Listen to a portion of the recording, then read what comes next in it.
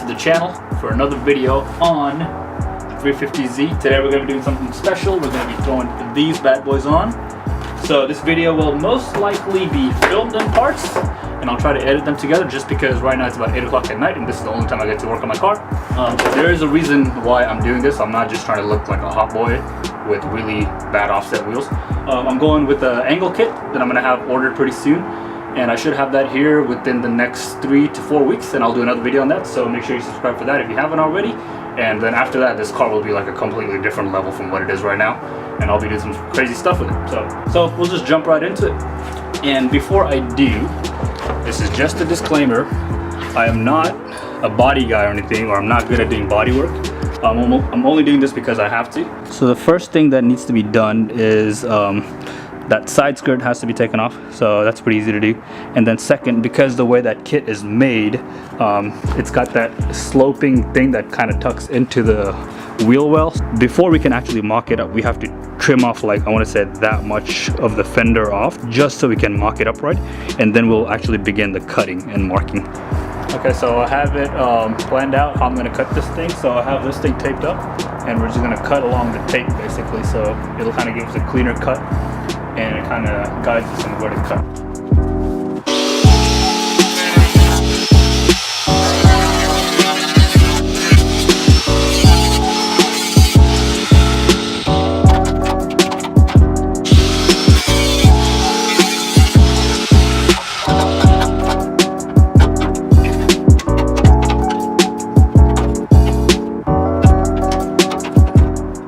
So I finally done something to my car that I never thought I would do, and that's cut pieces off of it. We got that main piece off, so now it should tuck in there nicely and we can get it mocked up, and then I'll start outlining the fender, and then we'll try to take as much of the original fender out as possible. We'll only leave enough just to rivet on the new fender too, so that way it's weight reduction and then a lot of clearance underneath the wheel as well, because I will need it.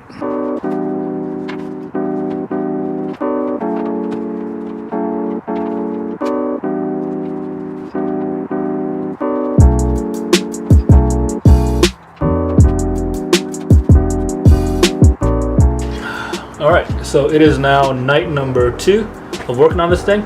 Yesterday I got everything mocked up, as you just saw probably. And now we're actually going to move on to center punching our drill points, and then actually have it all drilled out and ready to rivet on. But we're not going to rivet it on yet because I need to do some mods to my side skirt so it can work with that. So yeah, jump right into it again. Alright, so once you have everything basically mocked up and in the position where you want to actually rivet it on, you're going to need a way to kind of put little dimple holes in the fender, so that way your drill, when you start drilling, it doesn't start tracking in different places, so you have nice and clean drill holes. So where that comes in handy is a spring-loaded center punch. This is from Snap-on, but I'm pretty sure you can get some cheap ones too. And for jobs like this, it really does help to have one of this, so we'll give it a shot right now.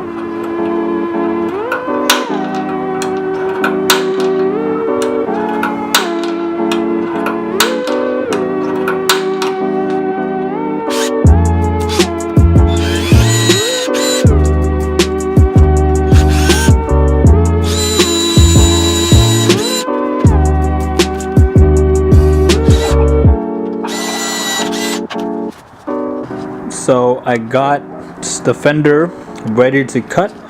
I got all my holes drilled, so you can see how clean those holes are. Got that one, and then pretty much all the way back. And then I ran some masking tape just to give me a guideline on where to cut. And then on top of the tape, I drew with the marker where I want the cuts to be. Reason why I didn't just go straight from here all the way down is because if I did that, there would only be about 1 inch of space to keep this whole thing steady. And I'm going to actually try to leave this little mounting thing right here, because this is to hold the bumper up, so, or to mount the bumper to. I do want good fitment with my bumper, so if I have to cut that off later, I will, but I'm going to keep it for now to see how everything works out.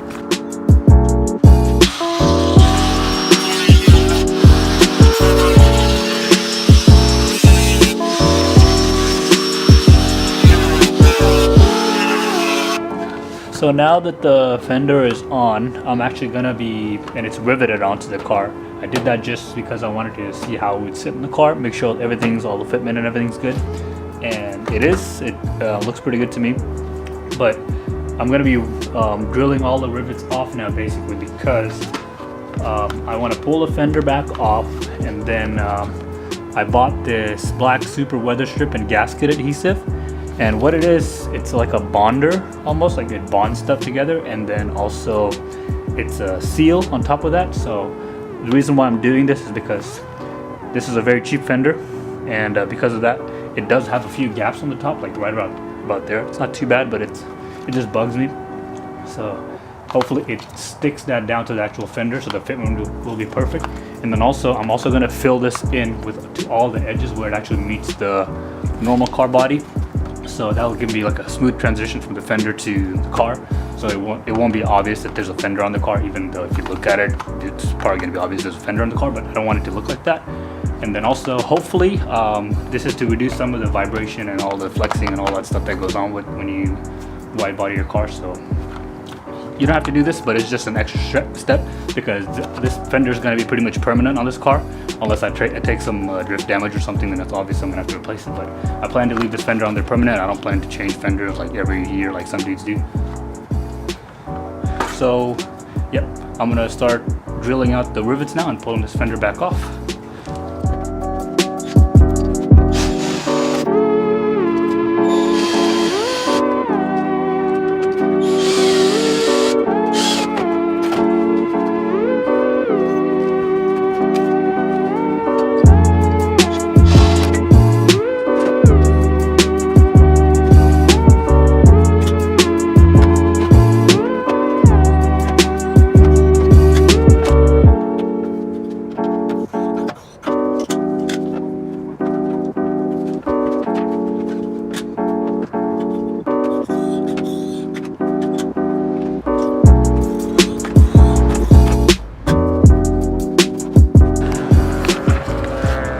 Alright guys, so that's the actual fender, pretty much permanently mounted onto the car. It's not going to come off again. So that's how it's going to look. Only thing that bothers me is this little piece right here. So I want it to be pushed in more like that. It just keeps popping out by itself. I think it looks better like that. So what I'm going to be doing is, I'm not going to brace it or anything, like put metal in there. I'm simply going to drill 2 holes. Let me focus the camera. 2 holes right there, and basically just zip tie this to something underneath the car, so that way if I do have to take this off, it'll be able to come off pretty easily. So I ended up raising the car up to give me more clearance, and then here's basically what I did. I drilled 1 hole there, another one right there, stuck a zip tie through it, and then had it go from there all the way up to the car's hook, which is right there. So I think that's a pretty good solution. And so this is the main reason why I did this. Look at how much more room we got in there for everything now. A ton of clearance. So yeah, it's pretty much wide open underneath. But here it is. This is the final product. I'm really happy with how it turned out. So obviously this is just one side that I did. I'm going to be doing the other side as well. This is basically how it's going to look. It's going to look way better when the actual wrap is on, which is another video. Alright, so yeah, I want to thank everyone for watching and stopping by. Make sure you give this video a thumbs up and leave a comment, and subscribe if you haven't already. And after this video, it should be my angle kit video, but that's going to be maybe like 2 or 3 weeks after this video. So thanks for stopping by, and hope you liked the video. Thanks.